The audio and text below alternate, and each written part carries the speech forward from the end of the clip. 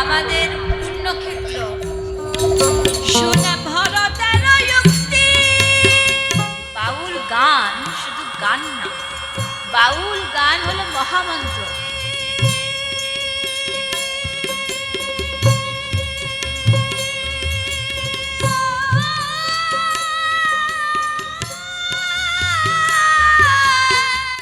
নাম যশ খ্যাতি পয়সা করি কিছুই মানুষকে শান্তি দিতে পারে না।